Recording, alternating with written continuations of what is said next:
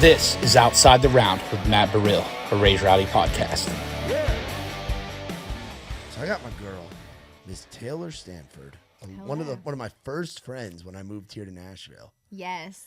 We go way back. We are Broadway survivors. We survived. I cannot believe it's been like that long either since you and I were both there. It feels like yesterday. Yeah, because I got here about 6 years ago. Yeah, same. So you were what? You were 2018? Yeah, 2018 I moved here. So we both helped open Whiskey Row together. Which is crazy. And now we both get to be on the media side of country music and doing what we're doing, which is pretty wild when you think about it. It's so great. And I'm so proud of you and just seeing the evolution of everything that you've built. Like you had a mission when you came to town. I know you used to work in radio, but you've always just been so passionate about this. And so to see what you've built and what you guys have grown into, I love it. I appreciate that. I'm proud of you, sis. Thank you. You're running Nashville's hottest new radio station. Y'all 106.7, baby. And it's cool because it's a throwback station in the sense like you guys have new artists on as well, and I see all the interviews and all the content that you and the team are pushing over there.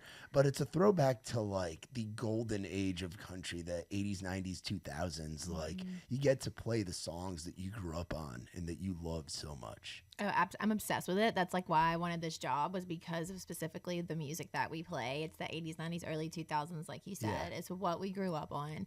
And we're getting like a lot of good feedback because it's the music that we grew up listening to. But then you also have people that are like our parents' age that are obviously listening to the station. Yeah. And so just interviewing the guests that I've gotten to talk to, it's been incredible. Yes, we're loving it. So how does Taylor go from working in the hospitality industry to working as the main face of y'all 106.7? Yeah. Like, walk me through how that all happened. Well, I'd never worked in radio before. Yeah. I had a background in TV because I went to school for journalism and so some digital media stuff, but never in radio. And when I saw that they were hiring for this job, I just shot my shot. They wanted an air check, which is like an audio file of your resume basically. And I didn't have that, but what I did have was a video montage of all the on-camera interviews that I had done. So I just shot my shot and I sent it and I was like, this is what I have. This is what I have to offer. And it worked. So first off, I always encourage people to just go for it because you never know what could happen. But it was a hard transition. I think we talked a little bit about that when I saw you at Pig Fest. Shout out Andy Gilly and Shout out Andy Gilly, Pig Fest. We co-hosted. That was so fun. Yeah, but it was really hard because, the hospitality money, it's so good. Obviously, the money downtown is incredible. And then you get comfortable. I was there for almost 6 years, and I was very comfortable there. And I just knew that I had to make a change and something that really fueled my heart and my passion. And I was like, now is the time. Because I feel like if you're not growing, you're not changing, it's really good to step outside of your comfort zone sometimes. And I just was like, what do I want my life to look like in 10 years from now? And I'm like, I need to make sure that I'm making conscious decisions that support that vision. And so that's what I did, and here we are. Yeah, absolutely. No, and I'd say you're definitely killing it. You just seem so happy with making that jump.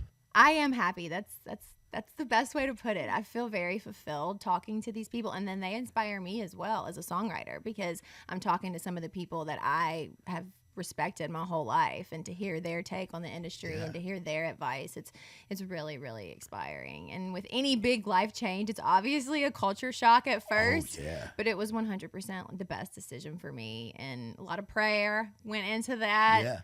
But it's been great. Yeah, and obviously we can tell by your accent you grew up down here. Mississippi. So Mississippi. I forget, we're Hail State or are we Hotty Toddy? I'm either one. I'm indifferent. So I say Southern Miss, Brett Favre, Jimmy Buffett. Okay, that's Southern Miss girl. Yes, all right. That's where I went home with Jimmy Buffett. Golden baby. Eagles. Golden Eagles. I like Hattiesburg. I used to go down there. I'd been down there with Trey a couple times, and obviously with the Muscadine guys. Brewskis? Brewskis. Going to Brewskis with the Muscadine guys, with Gary Stanton's history with Hattiesburg, was a lot of fun. That might have been one of my first interviews, was Gary and Charlie at Brewskis. Wow. Yeah. And was that like a college station? No, it was just, I was doing like freelance publication stuff. So I was just covering it for different people. But Gary and I actually went to college together, and we had some of the same creative thing. So it's crazy to see that he still got his degree after he's like literally opening for Post Malone, at Bridgestone now. Yeah, and I remember him talking about it like he got the business degree, but I didn't realize, like, a lot of people don't know this. He came up, like, his band back in the day in Hattiesburg was like a rock band. Yeah. Right? Yeah. He's great, but I love him and Charlie and the music that they're making. But Southern Miss, back to that really quick though. I was going to Ole Miss, hotty toddy, so I was gonna go there. Changed my mind last second for a dude. Ended up going to Southern Miss. I got accepted to Ole Miss, and then I ended up going to Southern. But everything happens for a reason. Yeah, and Oxford and Hattiesburg, very different places. Very different, very very different. I root for any SEC team. Okay. But, yeah, that's a good way. That's a good way to be. Yeah, because you do have so many schools in there, and Hattiesburg's cool because you get the coastal vibe to absolutely. it. Biloxi's not too far away. I used to work in Biloxi, so that's where my TV station was. Oh, really? And then I worked for the Golden Nugget Casino. Nice. So I grew up around the water. Absolutely love Biloxi. But I recently got into sports betting, so I've been betting on all the teams, and I'm learning that you cannot bet on teams that you're like a fan of because it hurts. Yeah, I was betting on the Saints. Hurts when they lost. I'm betting on Ole Miss. It hurts. So I'm like, I need to take my emotion out of this betting. But when you win, it's very fun. Oh, it's very fun. Yeah, my girlfriend's into the sports betting. And I was into it, and then I wasn't into it because it's like when you're on the road, you're not able to watch the games a whole lot. Yeah. And it's like you're just throwing bets to the wind. And it makes it fun. What I hit on one like a month ago, and it's fun. Like if you have like YouTube TV or one of those like streaming services, you can put like 4 games on at once. Oh, yeah. And I'll just bet the quad box. And I don't care what game it is, but if there's 4 of them, I'm like, I'll throw a little bit. I'm hitting it. I'll parlay it together and we'll see what happens. What have you hit on recently? Gosh, I bet this crazy bet and I did not win. I haven't been winning recently. I've been listening to my boyfriend and I'm going to stop doing that because I'm like, I think I should do this. And then he'll try to put his logic in it. Like, maybe you should do this. I'm like, nah. So I started off strong winning, but lately I have not. Also bet on the Tyson fight, lost that. Yeah, put my money on Tyson. I bet on that too. And they just took our money. Yeah. They just took our money with that shit. I had my buddy Joe was in town from New York and you couldn't bet on that fight in New York. So all of his buddies were Venmoing him, and his his DraftKings account had like a lot of money in it, and everybody was betting on Tyson. It was like, holy shit. He bet on a draw, which didn't hit either, but it was kind of sad, honestly. It was heartbreaking. It was. The fights before it were awesome. Yeah, it was good. And UFC was a lot of fun the next night and everything. But so for you, so you had done interviews before. What's the difference between doing it on video versus in the studio and doing the radio thing? Do you feel like, do you prefer one more than the other, or all your interviews on y'all are taped as well on They're video, taped, right? Yeah, which this is my first time being on this side of the mic, so this is different. Right? This is different for me. It's isn't weird. It such a different thing? I know I've never been interviewed before, so it's weird. Well, I'm happy to be the first one to do it. Yeah, there, you are my first. No, I feel like almost video is a little bit easier because you can get like, I don't know. When you're doing just audio, you focus so much more on what you're saying. Yeah. But video, I feel like you're kind of in the moment. You feel like video might be harder, but you come from radio, so I don't know. What do you say? Yeah, it's like with audio, when I was doing radio, it was so much of it was the prep. Mm-hmm. So much of it was the prep. When it's like the video thing, you can talk about kind of what's going on around you, or like you get, when you're doing the video, because it's people can see that visual. Yeah. So there's more things to talk about. Like I remember I did one with Wallen years ago up in Jersey when he was like short hair, first time with short hair on tour with FGL, and he was like wearing an FGL jersey. So I like tugged at the jersey. I was like, "What's up with this FGL jersey?" If you're doing that on audio, it's a little bit different because people aren't seeing that visual. Yeah, that's a really good way to put it. And you touched on it about you interviewed Morgan. I feel like working on Broadway or just being in this circle, like we've also been able to see so many people come up, which is a really cool thing about what we get to do too. Yeah. Oh yeah. No, and it's you like I'm thinking back to just who some of the house bands were at Whiskey, like the Tiger Lily Girls. Like I remember when Jacob Lutz first came to town and he was doing his thing and he started out as a sound guy and then he was out on the road doing his thing, and it is cool. There's like I don't go downtown like I used to. Gosh, it's like you spend so much time down there on the industry side. It's like you just don't want to. It's almost PTSD a little bit. It is, right? and we were doing it on different sides. You were on the management side. You were bartending a bit. You were helping out with all the crazy robust events that were going on at Whiskey Row. Yeah. Up until recently, and it's like they still have just a ton of events. And Whiskey is an interesting place because it's like obviously you have the live music part, but it was one of the first bars that was like the catalyst of, okay, we're gonna bring a DJ in. We're gonna have tables. We're gonna have bottles. We're going to have bottle girls. Like, different vibe. They were like the trendsetters, truly. And I still have so much just love and respect for Whiskey Row because they were the first. You know, the bottle service, like you said, the DJ, that really kind of like Vegas atmosphere. They were the first ones to bring that around, their originality. And it is a great run place, but we had some fun. I remember you would like do some podcasts in the green room and stuff, and me too. That was the first round that happened there. And rounds were tough there, and I love seeing the ward is succeeding with Whiskey Jam in there. The full band thing is definitely a little bit easier to have in there.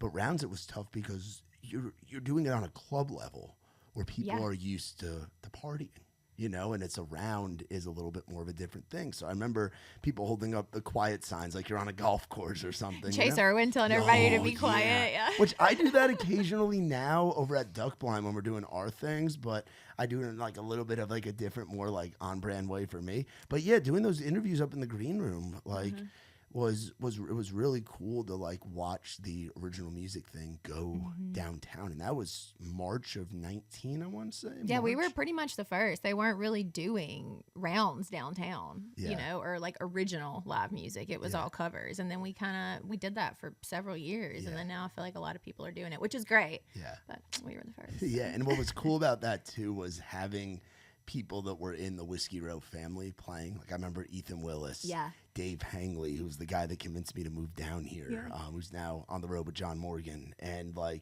Jacob and Skylar Anderson, and people that were like Whiskey Row family getting to play in those first couple rounds was a really cool like full circle thing. And it's just the family that you have. Actually I worked at Dogwood for a little bit after that, but I had never worked in like hospitality or worked in a bar. I'd never bounced. I told Benny I did to get the job, but how many fake IDs did you cop in the day? Oh God. We had a book. I don't think you guys knew about the book. We had a book. And because I was living with Dakota Tate and Ethan Willis. Gosh, Dakota. And Tyler Lassard and all of those guys. And we would take the IDs and we'd alphabetize them by state. And we had a binder just full of them. Like we would get double digits a day. Because I was a day shift guy. So I explained to people like day shift is like, it's as much customer service. It's more so customer service than bouncing because the daytime crowd is just a little bit different. Like we're helping the girls with bussing the tables, all the servers, and we're getting everything kind of set up for the night guys to come in and do their thing. So it was different being on the day shift and getting IDs like spring break. I remember it was crazy. Y'all were like the backbone of the whole establishment though. I mean, like literally, even when like bands would come in and like CMA Fest, we did all that crazy stuff. Y'all had to like clear out 250 fans. Of course, a couple moments stand out. I've obviously had my worst stories, like when I was out there with Taz and those guys and Jamie and James and AJ and all those guys. What's the worst story? Tell me one. I mean, the CMA Fest was a lot, especially that was the last CMA Fest before COVID, and I feel like it's back now. It's come back over the last few years. We were doing those remotes with Ty Bentley and those guys. Yeah. They were doing them early morning. It was like 4 or 5 a.m. I remember getting off work, and I remember sleeping in my car for like 2 hours maybe, or maybe I think I just stayed on site because I worked that night. And then I worked that next morning. They just kept some of the night guys there. And I ended up working the rest of that day. And I was on the second floor by myself. Wow. CMA Fest for like 6-7 hours, you know? And luckily nothing happened, but it was a lot. Which looking back sounds horrible, but in it was incredible. Yeah, it was so like cool to get to watch. Yeah, I mean, I moved down here just wanting to be in the industry. Yeah. And even watching the cover bands just gave me so much life. Like watching these guys and these girls, like the Shayna G's, the Chris Schraders, the Henry Martins, the not Shackleford Lane. Those other buddies in Alabama, what were they called? There was another group with like Andrew Melendez and Sean and all those guys, like the weeknight guys, Chris Bullard, all those dudes. And just watching them, I thought they were the biggest fucking stars. And they worked very hard and did their thing. But just to be around that energy, it just excites you. Like the walk from the library parking garage or the CMT building when we had the parking stickers, it just excited me because you just walk down, you just hear the music and just this energy. And there's nothing like Lower Broadway. The NFL draft was a lot too. Oh, that was crazy. NFL draft was crazy. And for you on the event side, you had to coordinate a lot. I need to like write down, and someone told me this a long time ago. They were like, you need to like write down all the cool stuff that you've gotten to do, like the NFL draft, or like, you know, one time Ashley McBride played there and we smoked a cigarette in the back alley. Oh yeah. Like just random like cool things that happen like that. We really got to do so much stuff. I need to like take time and write them down before I get too old and forget.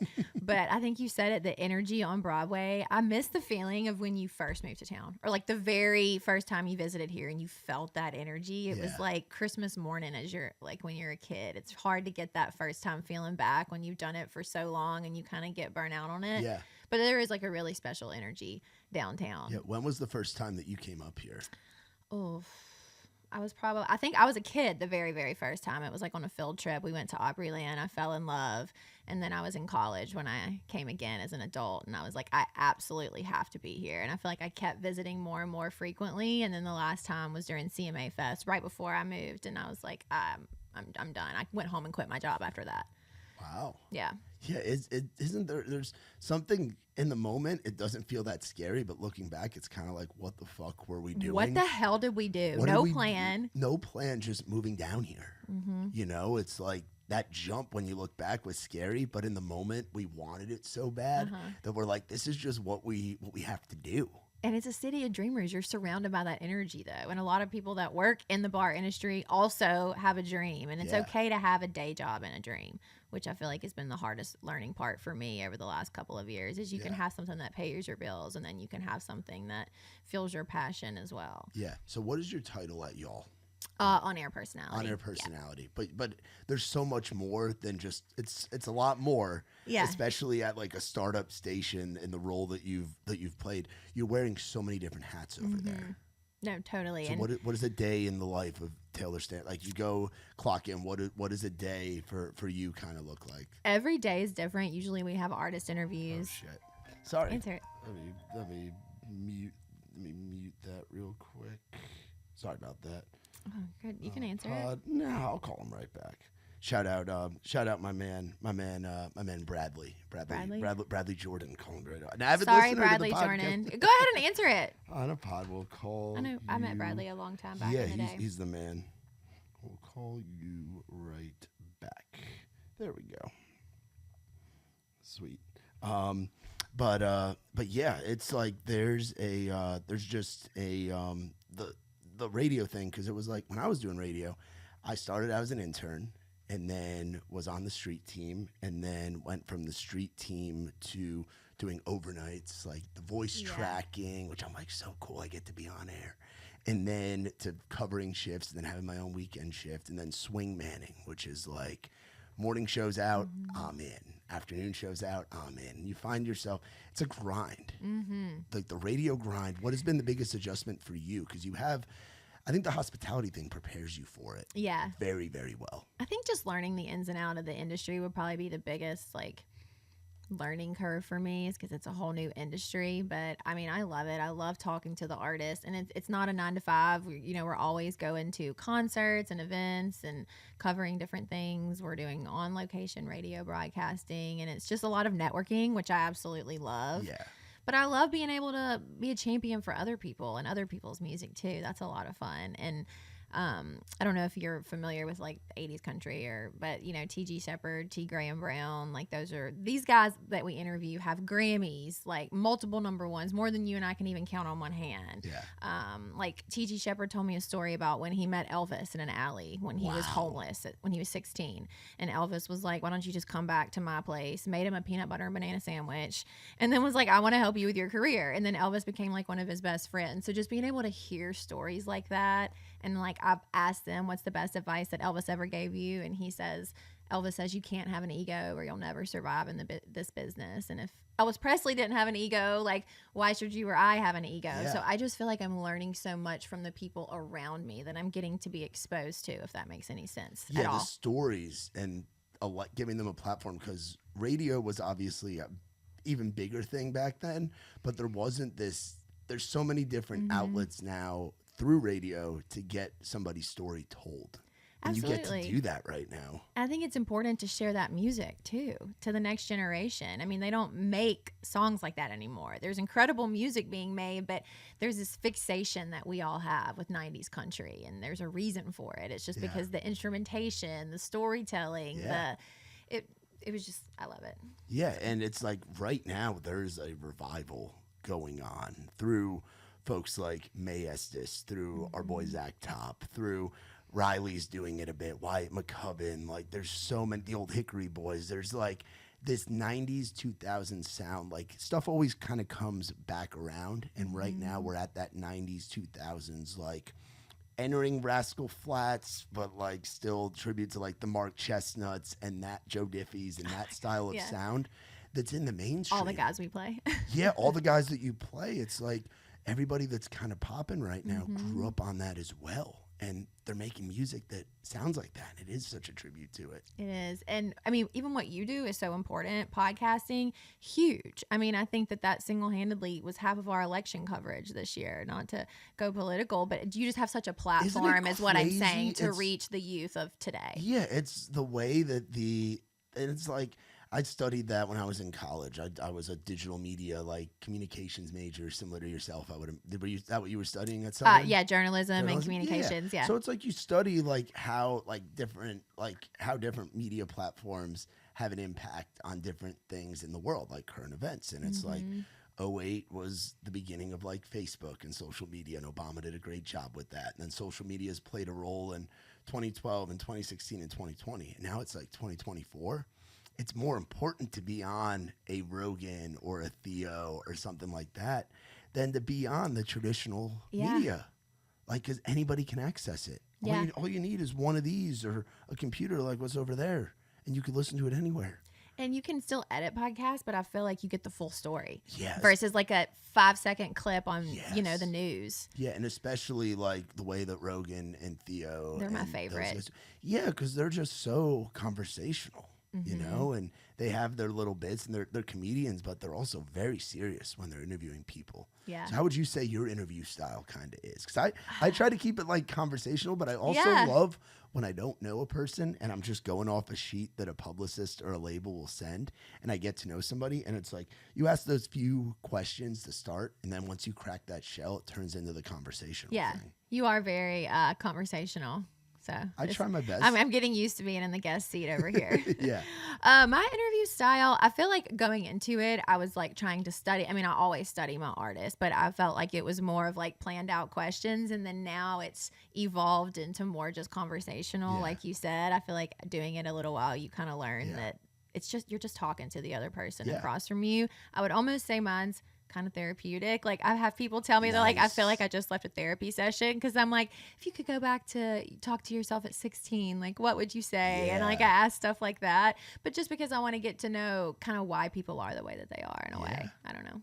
No, that's great. I love that style, and I love the asking somebody, what would you tell yourself? What would you tell yourself, like with Matt? what you know now, what would you tell that kid that first picked up a guitar, or that person that was having so much trouble writing their first couple songs to now you have a fucking Grammy. Like, it's cool. Yeah. To do that storytelling. What were you like growing up? What was I like growing up? Yeah, I'm gonna really put you in the guest chair right now. Wow, Taylor. I'm in the hot seat. I felt like I was very outgoing, always singing, forcing my family to watch me sing. Very sensitive.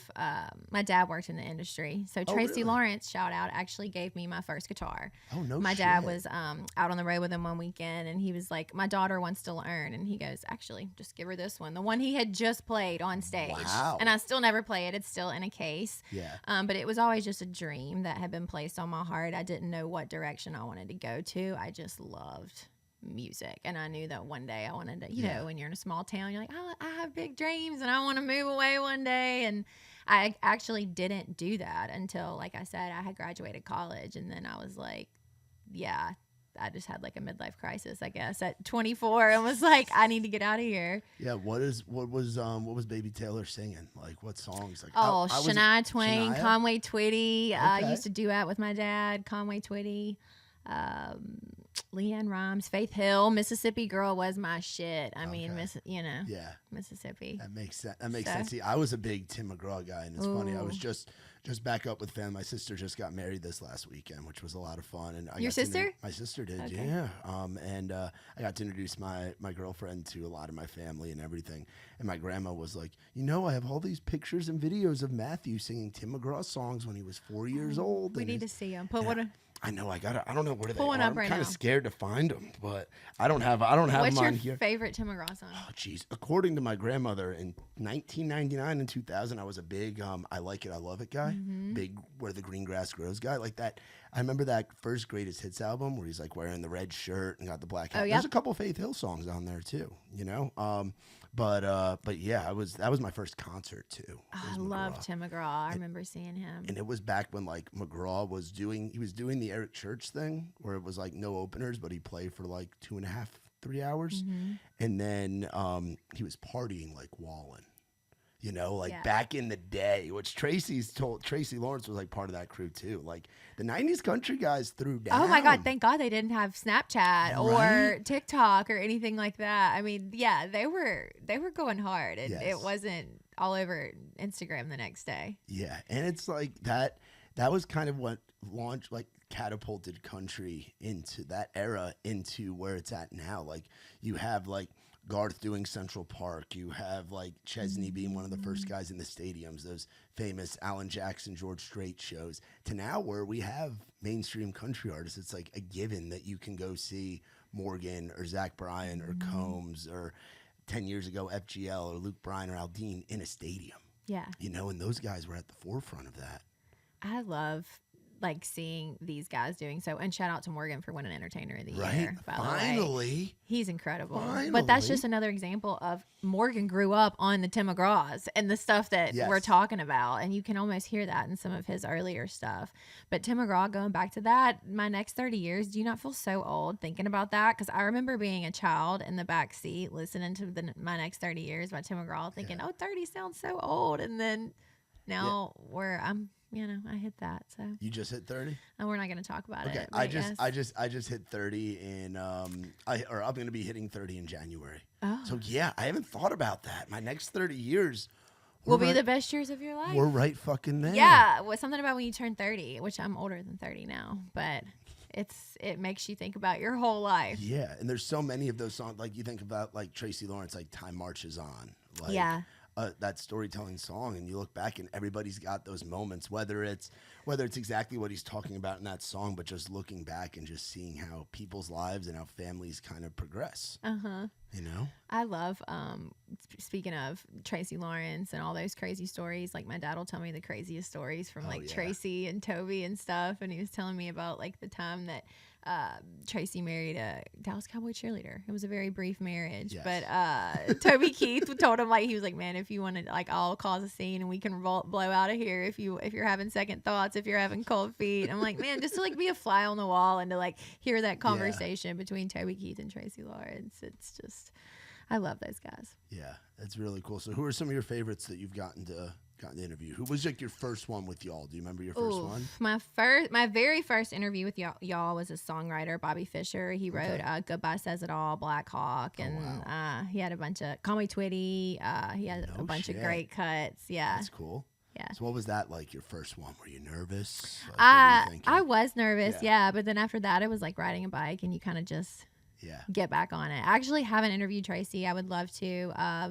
I would love to interview Faith Hill. She's a great one. And I would love to interview Shania as well. That'd be sick. Yeah. So how does it work as far as like the interviews? Like, are you reaching out? Is that a program director thing? At first I was kind of reaching out, but now people are coming to us, which is great. Isn't that the best feeling? It's the best feeling. And it's kind of like, I don't want to say no. Like, I feel bad because we do interview a lot of new artists as well for our website, because I do want to make sure that we're still promoting the next generation of music. We're just not going to play it on the air, but we'll totally interview anyone and put it on our website and all that stuff. So yeah, that's awesome. That's really cool. And it's like, how have you found that it is, because radio is in such a different place now? What's it like being at a startup? Like, you have stations that have been around for a long time. You guys are Midwest Communications, so like you're part of a bigger family. Now you've done your homework. 60s. Oh yeah, no, I know the different companies and stuff. Well, we used to be a rap station. Basically. Wow, big format change. Yeah, huge format change, and they changed in June of last year, and then I came on board this past February. So it was a little under a year that they had flipped. So it was kind of, you got to retrain everyone. You know, as they're surfing through the radio dial, they're like, "Oh wait, what is that?" Yeah.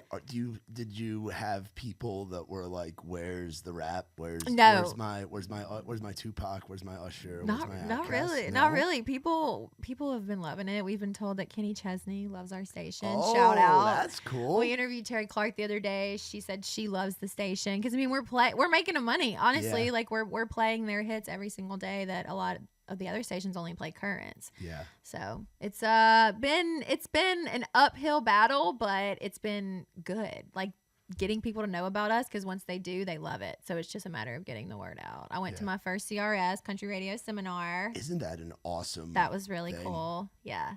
And it's like you get to be. It's probably unique being a Nashville, being at a Nashville-based station at that, because everybody from all over the world comes in. Oh yeah, and we got to hear from incredible label heads. You know, like Chris Lacey of Warner and just Sony. Everyone had like a panel that they would give their input on radio and streaming, and it was really motivating too, because it all connects together. I'm not going to try to re-say everything that they said. You know better than me, but basically, like, they'll, whatever streams the best, they'll take that data and that's what they'll send to radio, and it ends up getting them a #1 on radio and vice versa. So radio and streaming still very much go together and complement each other. Yeah. Do you guys play? You guys probably, since it's mostly like a recurrence, or like has that throwback element to a station, you guys probably get to play quite a few deep cuts, right? Or is it just the hits? Like, oh no, deep cuts, and sometimes album cuts are the best ones, I think. But we don't play. Yeah, we play a ton of it. Name a song from the 80s, 90s. I'll tell you if we play it. Jeez, I'm trying to think of like one that's not like a hit. I'm just gonna pull one up randomly. Yeah, pull one up randomly and see if you play it. My favorite game to play is Name That Tune, 80s, 90s, because I'm like, I got it. Let's see. Let's go to a random. So you guys probably one of the few stations that plays like Keith Whitley, even, right? Oh my God, yeah. I love Keith Whitley. He's probably, gosh, I keep saying he's my favorite to every person, but I genuinely love them all. My top 5 favorite country songs, Don't Close Your Eyes by Keith Whitley is definitely in there. Yeah. Honky Tonk Heart. I don't know. You don't know? That's a Keith Whitley. That's like an end of the album one. Let me see. There's probably like random, like Mark Chestnut, like all that kind of stuff. We play a ton of Mark Chestnut. We do play a ton of Keith Whitley, but I don't think that we play that one. Yeah, he's still putting out like. We play a ton of Randy Travis. Travis flipped the switch on our station. So the first time that we played a country song, it was Randy Travis. That's cool. Forever and Ever, Amen. And he came in the station. I wasn't there, but we have pictures, autographed guitar. So that was really cool. Yeah. That's cool. We play like Hard Rock Bottom of Your Heart, Randy Travis. We play Mark Chestnut, Heard It in a Love Song. Oh, so you guys will stretch to all kinds of stuff. Yeah. That's cool. Do you guys do Christmas stuff this time of year? We will dabble in it. See, I worked at a station that they've actually already switched. They switched like 2 weeks ago. Yeah. And they become Jersey's Christmas station. And it is How do you feel about that? Non-stop Christmas. So it was like, I was at a adult contemporary station. That was the last station I worked at. I had a country show in college, which is where I got to have like Morgan and Combs and all those guys come on as they were starting out. But with it being an adult contemporary station, we're big with like nurses, school bus drivers, dentist offices, like all that. So it's like soccer mom radio, So it switches to the holidays, and did ratings dip? No, ratings go up.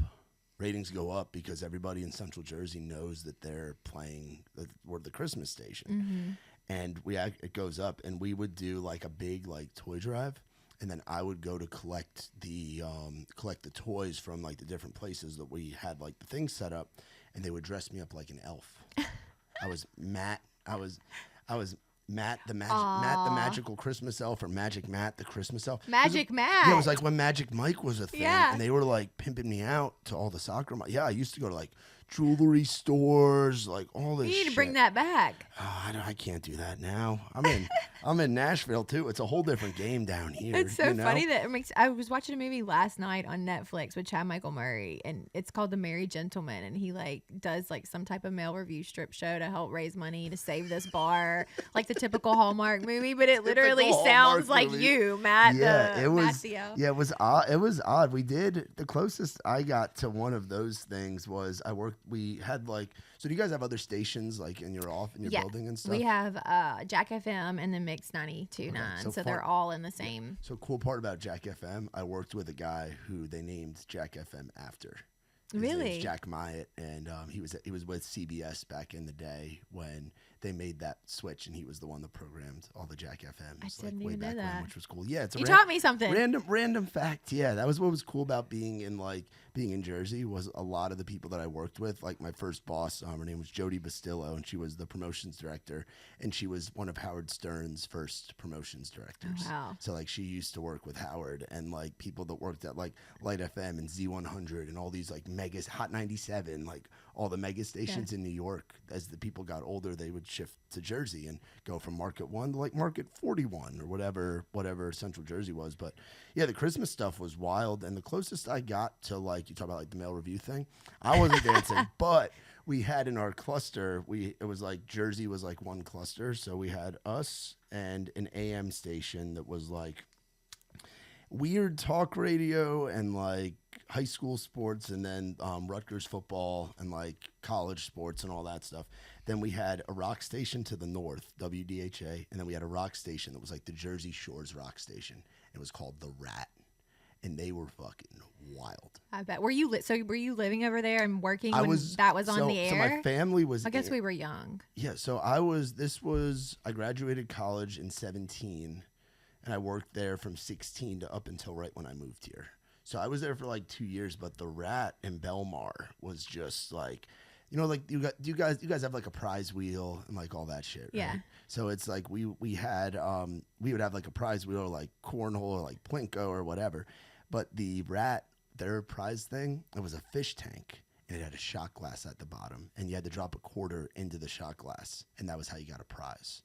And it was like the rock station that would do like the calendar girls and all that. So I did one event for them, and they sent me to a place called Delilah's Den, which I'll let you Delilah's Den. Yeah, they sent me to a gentleman's club for my one event that I did with the Rat, and I sat out there with the thing, and I sat out. We need photos. It was something. It was a wild time, but it was fun getting to do like all the different events, and there's just like an energy to radio. Well, I have a question for you now, because what made we're all in radio, Mr. Big Dog over there. You quit your job, moved to Nashville to work door security. What was the deal? So I was trying to get I had a friend, Ashley, who works she actually works at Riser House now on the promotions team over there, but she was the promotions director at Big 98. And then I knew a guy, John Shambi, through a few different people. I know John, yeah. Yeah, John was running, at the time it was Nash FM 103.3. Now it's, I think, Your Country 103.3 or whatever. So I've been emailing with him, and I didn't have the experience to get on with one of those stations, because I was trying to do like what I was doing up at Magic, It was like, I come down here, I'll grind, make the low wages that come with being a street teamer, and maybe I can get some voice track shifts or something. And my plan was to bounce and do that. That was my plan. And that part never happened. I think I did like 1 or 2 events for Ashley, like outside of Nissan Stadium, but I never got in. And that's when I started doing the podcast and started doing the round. And then Gary and Charlie scooped me up, and then I was with Trey, and now you made your own way. Now I'm half a Raised Rowdy. Yeah, and I miss the microphone a lot. And that was the biggest thing that I missed when I moved down here was I was like, fuck. Like live events or like this? Like this, like live events. I didn't really do as many live events back in Jersey. I definitely learned how to do more of that down here, but I missed like the interviewing artists and and it's like when you're doing like live interviews, they're only a couple minutes. Yeah. This is way more long form. I can do what the fuck I want, which is no nice. rules. You know, it's like no rules, but you still have to have like that kind of structure because we'll do live podcasts at a lot of these festivals that we go to. Yeah. And we'll be in front of a crowd and we'll have XYZ artists like at our tent. We'll tell everybody to come by. And it's like I have that remote kind of experience, but yeah, I kind of had to carve out my own path. It's almost better for you this way because you're basically your own boss and you can do, the sky's the limit for you. Yeah, and There I would have is no been ceiling. so low on the totem pole. Not that I was high on any totem pole at Whiskey Row, you know, I was a security guy, but I was able to make my money doing that. But it's like I would have been with the way the cuts go. And that's what's nice about being with like a new station and having the traction that you guys are having with y'all. Like you're in such a good spot because there's so much downsizing. And these bigger companies like your iHearts, your Entercoms, your I think they're Odyssey now. Like all these different companies are downsizing so much because they bought so many stations like 30 years ago and didn't realize all that you need to maintain. It's just radio is such an interesting thing in that regard, but it's like you're in such a good spot to where you guys are thriving. Oh, yeah. You guys are only going up. Yeah, up. we're the little engine that could. You know, I mean, we're all across Middle Tennessee. I'm the only one, you know, my brand manager, Ron, he's on air occasionally, but we have a very small team, you know, our producers, our sales team, but it's all right here in Nashville. So hopefully we'll be in more markets soon. Yeah. Can't reveal too much, but that would be great. But you said it best when you said I missed the microphone. Same. Yeah. Same. That's why I was like, I missed the microphone. It's time to make a change. Yeah, and it was cool to it was obviously got to experience a lot of cool things being at Whiskey and being on the road. And towards the end of my time on the road with Trey had me, I was tour managing for him and I was selling merch, but he would have me like introduce him before the show. So I'd go out on the crowd and like hype him up, like what I do at the festivals now, which is really cool. But it was like, as soon as I started doing that, I'm like, fuck, I shouldn't be on the road with anybody. I need to be doing this and working with a company that's doing this. Was that a hard decision for you? It was. Well, Trey knew that I wasn't built to be a tour manager. I just couldn't. I couldn't give him and his team exactly what he needed, you know. And the personality thing being so strong, I was missing rounds. I was missing a lot by being out there, but also I'm not the most detailed person, and you need a detailed person that stays calm when the van breaks down at 1 a.m. in bumfuck Arkansas. You know, like you need that, and I had to learn how to do that and everything. But no, everything happens for a reason. You know, absolutely. Just like what was it like for you leaving the Whiskey Row family? Like, bittersweet, but you know, I think that we each have a passion and a purpose, and like I said, making small steps and conscious decisions that support your overall vision, which it sounds like you've done. You have detours, but still you're doing what you want to do, which Whiskey Row was a lot of fun. I met a lot of people. Those Christmas parties were fun. Yeah. Oh yeah. Yeah. A couple hangovers. But I think what we both enjoyed the most of Whiskey was the music and the entertainment aspect of it. And so now we just get to do more of that. Yeah. Which is great. It was like that. And it's like you get Nashville as a whole is a bubble. Like when you take those first couple trips home after moving here, you have that FOMO. Like, oh fuck, I don't want to miss out on this. I don't want to miss out on that. We're past that now. You and I have been down here a long time, so we're past that. But it's like even working on Broadway is like a bubble. Working in a specific bar is like a bubble. It's a bubble, a comfort zone bubble too. Yeah, it's a comfort zone bubble, and you get into a routine, and it's just it gets you. You know. I like building things from the ground up, though. Like we both started at Whiskey, you know, when it opened, and so we got to grow with it and help build a team. Yeah. Same thing that you're doing here. You're kind of building it from the same thing you're doing at y'all. Exactly. Yeah. That's what I like about it. That's appealing to me. I like being, you know, one of the first few people in this role and with this brand because you can build it together. Yeah, it's exciting. So what is on the horizon as far as that you can reveal with y'all? Because you're coming up towards the end of your first year. Yeah. It's been a good year. We're gonna have a podcast starting soon. Hell yeah. So I think I can say that. Love to be in more markets, maybe a music festival one day. a lot in store. I just can't really reveal. Yeah, there's only so many. Can't really things, reveal that much. there's only so many things you can talk about outside of the meeting room. Yeah. You know? But it's great. And then for me personally, just writing as much as I can, songwriting. I feel like I have two parts of myself. I have the media personality, and then also I love telling stories. I love writing music, and I love making music. So whatever those two want to collide, that's on the up and up, I guess. What about you? I mean, we're just, it's been a busy year for us too. You know, it's like we're looking back, we got to do a lot. We hit a lot of the goals that we wanted to hit, and now we're making our business plan for next year, and just found out about another festival we're going to go to. Sounds like we're going to be going to Oklahoma for the first time. Oh, that's which exciting. I've been out on the road, but it'll be cool to like get the Raised Rowdy branding out in Red Dirt Country. Haven't been to Texas or Oklahoma as Raised Rowdy, so be cool to we gotta collab somehow. We gotta do something like a 90's night or something like that. A 90's night would be sick. You know, we have that parking lot in Midtown in the summer. Oh yeah. We do have that Losers parking lot. We've been doing events there. We do 10 events a month right now at the Duck Blind at Riley's new spot. That's insane. And how many people are on your team? It's me, Nick. We have Danny, who kind of runs our merch department, and then we have like Victoria and Chloe and Dusty and Ashlyn, who help us with selling merch. And then we have Ike, we have Trey Bonner, and then like other content guys that'll fill in. And then we have 3 other podcasts within the network. Like we have Sam, who runs our blog. He runs our Rowdy Alternative stuff, which is more like, I like to say like Cobra, like Red Dirt Rock kind of stuff. Yeah. So like he's had like Treaty Oak on the podcast, a lot of the guys in like the Co-Wetzel world, Austin Mead, all those dudes, and he runs our blog for us right now. And then we have like that's not as big of a team as it should be. That's kind of the next year goal, is to grow to where we can have a team. You know.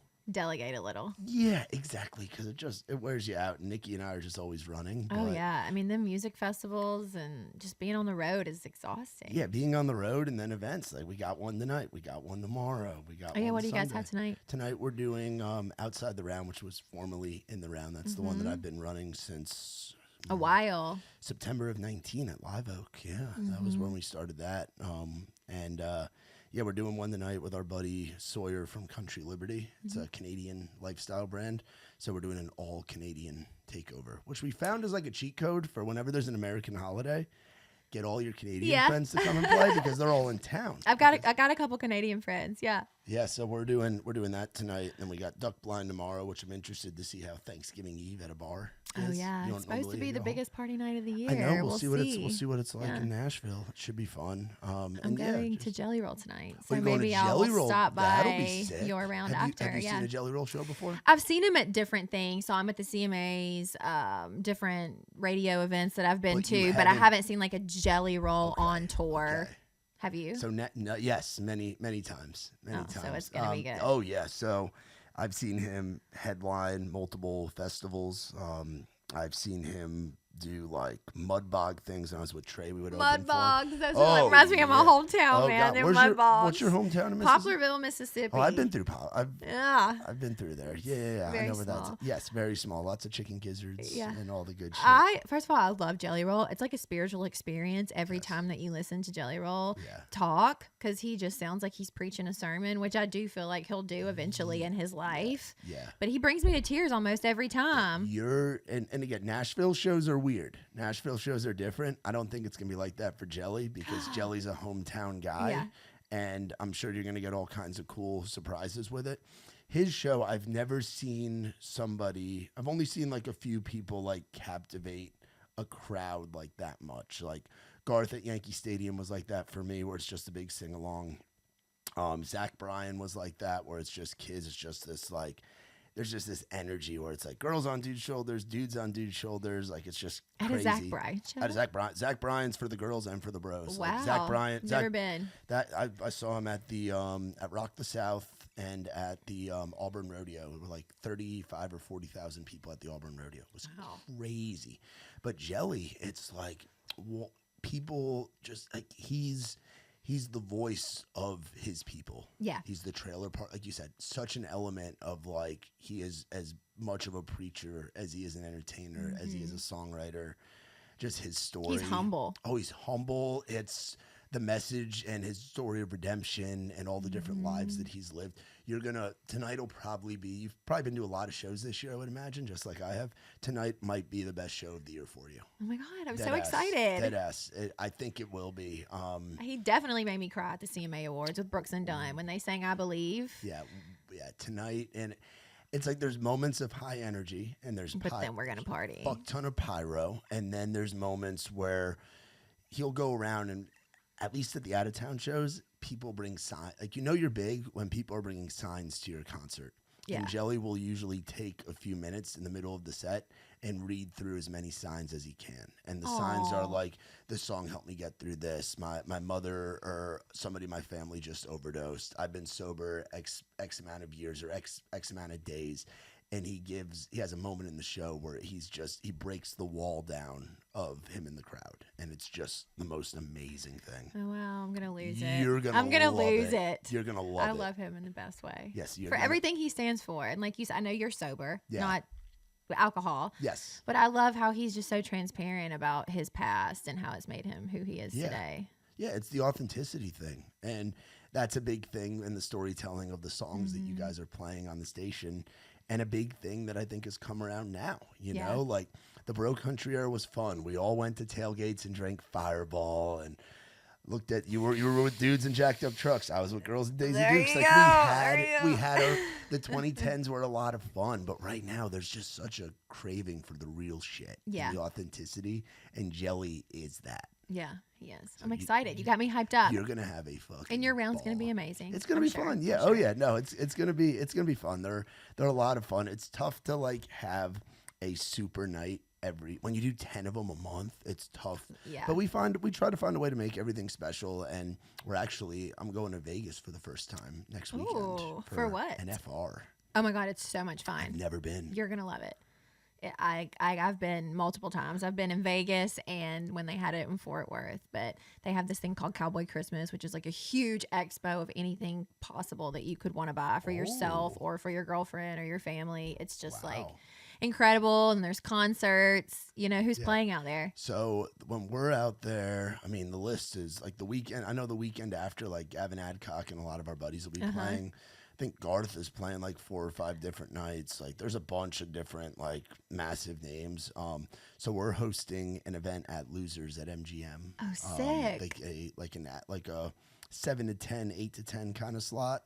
And I'm just excited. We're going out there with the guys that own Losers, and they're going to kind of walk us around and introduce us to some people, and it'll be cool. So I might mess around and fly out there. I mean, it just sounds like a lot of fun. It is. It's gonna be. It's gonna be. And yeah, I've never been to Vegas. Nick's been quite a few times. He's a few years older than I am, so he's been out there. But it's taken me 30 years to get to Vegas. Sin City, baby. I'm excited to experience it. And I think a cheat code that I don't drink, because I've heard if you drink, like, and our flights are early.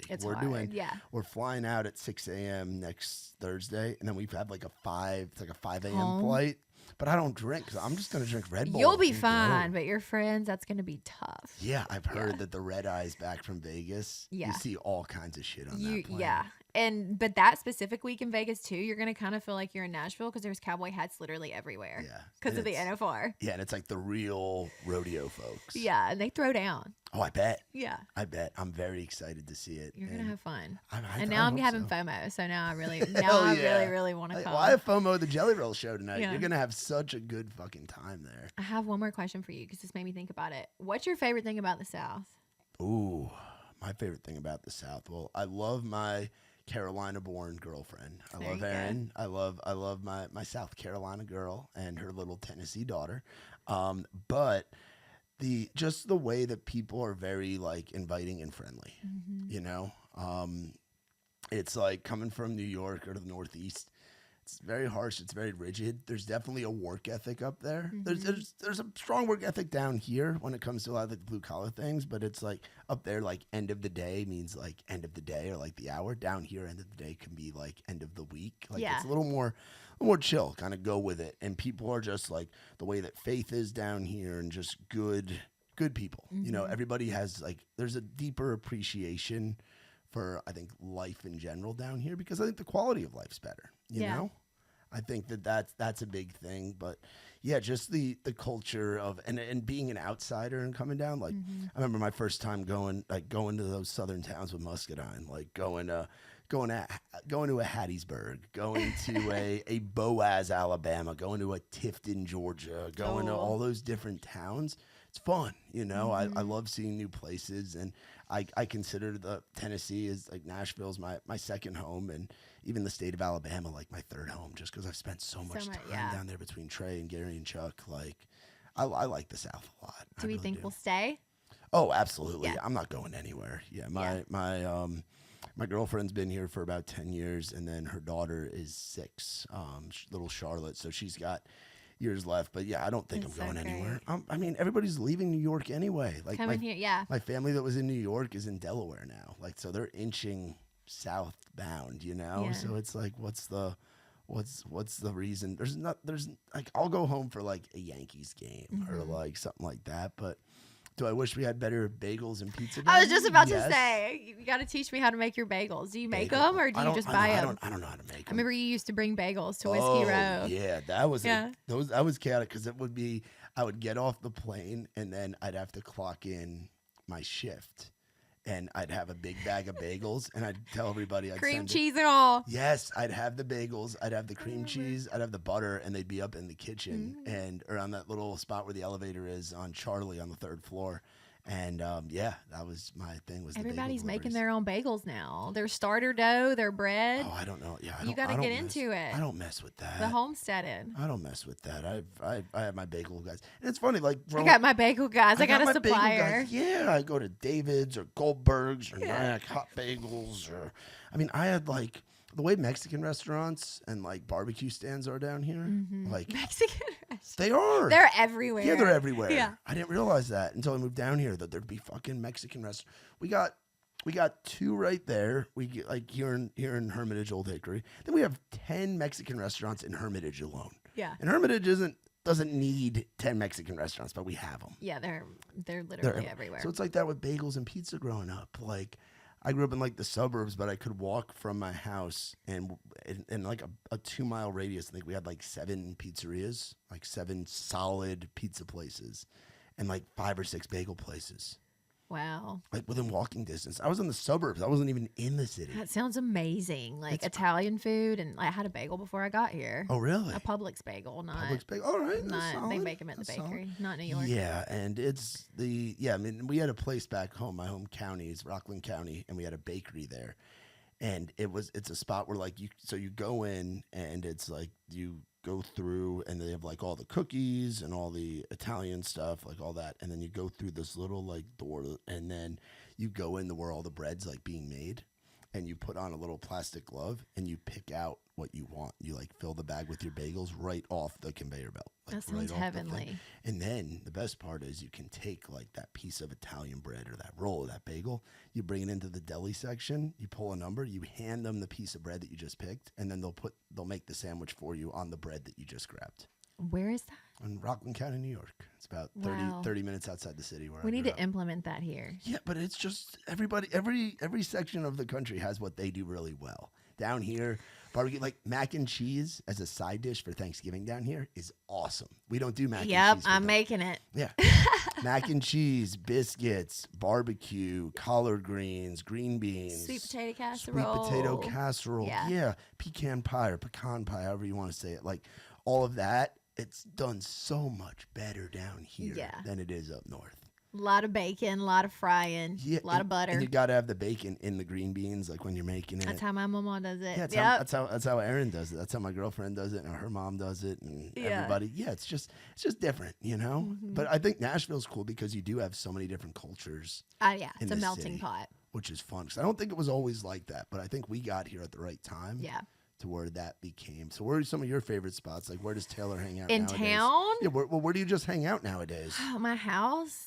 No, I used to go out a lot, like you said. I used to frequent, the Red Doors and stuff. But now I just enjoy like a really good dinner, maybe like a rooftop dirty martini. Okay. We love to go to Sunda, great sushi. Nice.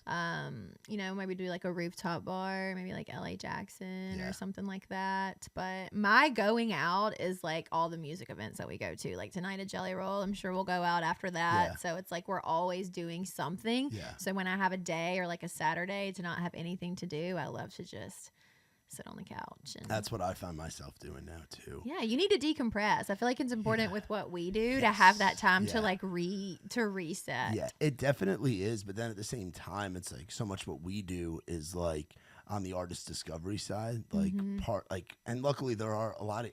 We're the thing in Midtown right now since Ward and Ryan and those guys went down the Whiskey Row. Like we are the thing in Midtown that people come to, and that's where I'm gonna go if I'm going out. Yeah, so I get to meet all the kids because they're coming to our events.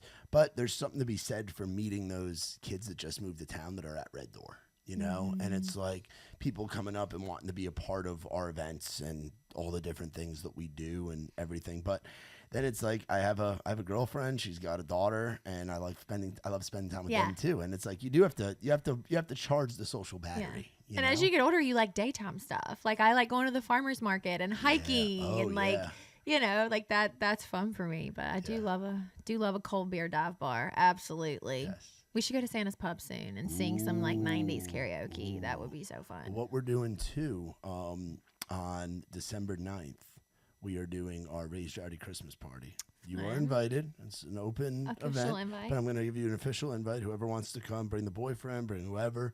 We're doing it. We do it at the Rusty Nail. Oh, the Rusty Nail. And we do karaoke all night. Wow. So if you want to sing some I'm gonna 90s be there. country, I'm gonna be there. Come and sing some 90s country. I've been to the Rusty Nail before. You might have been there. It's been a long time. Yeah, we do events there in the summer. We do like a cigar and whiskey event every once a month when we're there, and we used to do like McElwain Monday there with old McElwain, old sweet boy. Yeah. But yeah, if you want to do some karaoke, let's do it. That'll be the night. It'll be a lot of fun. So y'all 106.7. When exactly are you on over there? Y'all 106.7. So we don't have a live show. You'll hear me on the air kind of every hour talking about something that we're promoting. And you can listen online on the app or in your car. But I know a lot of people, if they're not from around here, I love to just turn on my app and let it play when I'm at home getting ready. I listen to my New York sports radio, my WFAN, and I listen to it on the Alexa at my house. I'll listen to it on the radio app on my phone, like as I'm driving.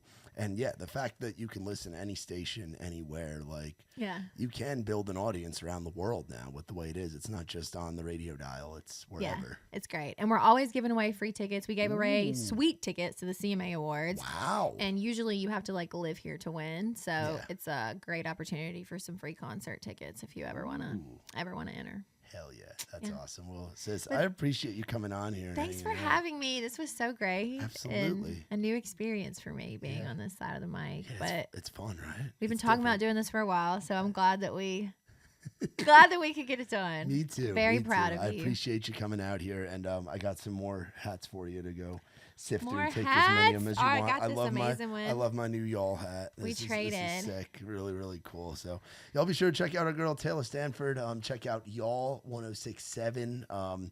You can listen to it wherever you get your radio. If you're here in Nashville, be on the lookout for some great prizes, some great tickets, some great events. And stay tuned for a big 2025. It sounds like they got a lot cooking over there at the Y'all studio. So, you want a job? You crushed it. I mean, we could talk about that. We could talk about that. But y'all be sure to, for more on us, visit raisedrowdy.com. Shout out to our friends from Surfside. No bubbles, no troubles. Go surfing with us. And like I said, visit raisedrowdy.com for more on us. For my girl Taylor, I'm Matt Burrill. This has been Outside the Round.